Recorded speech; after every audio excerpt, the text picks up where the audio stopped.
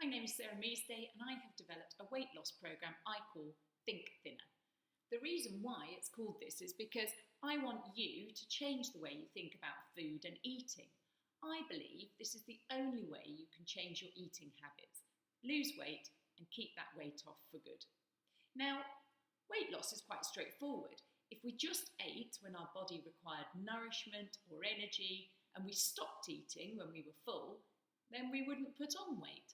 The problem arises when we eat for reasons other than these. For example, we eat for comfort or because we're bored, because we're feeling stressed or overwhelmed, or for enjoyment, particularly in relation to alcohol, where we like the way it makes us feel, it relaxes us, it makes us feel happy.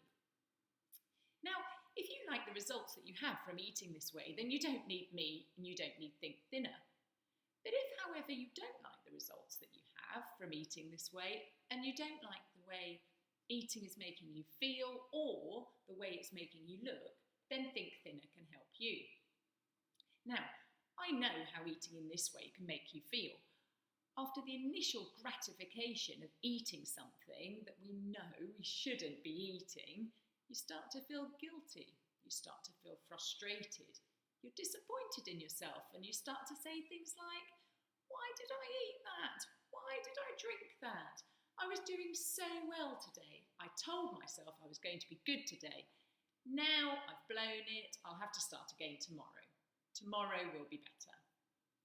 In this video, I want to take a look at why it is that we do these things, why we reach for the biscuit tin after an argument, why we have a glass of wine when we come in from work or once the children are in bed.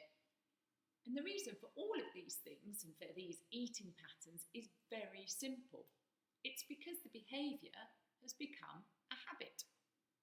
Now, a habit arises when your brain reads the signals, recognises the thoughts and thinks, I know what to do, this will help. And initially, it does. There's a dopamine release, a release of a chemical to your brain, which gives you the feeling of pleasure, and you're rewarded for this thought.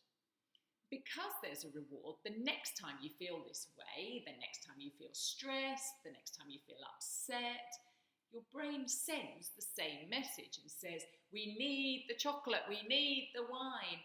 And your body responds to that message. It reinforces the habit. We are effectively training our brains to think this way.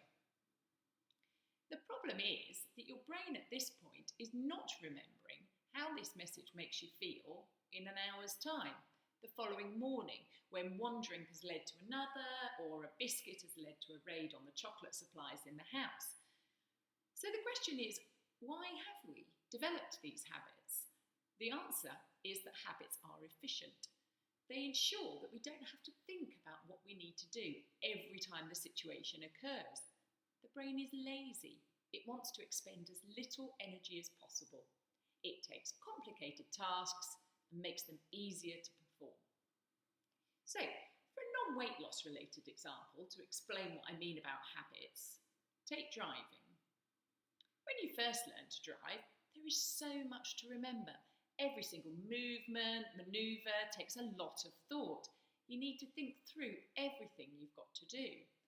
After a while, once you've practiced, driving becomes a habit for you. You don't need to think to put the indicator on or to look in the mirror, to turn the lights on. You do this automatically. You're not consciously thinking of every decision you have to make. And I know this because when I've been driving my son to rugby practice before, I've realised that I've taken the route to school in the opposite direction because that is the way that I drive all the time and it's a habit. Now, am I driving the car safely? I hope so. But am I thinking about what I'm doing? No, I'm relying on the habit of driving.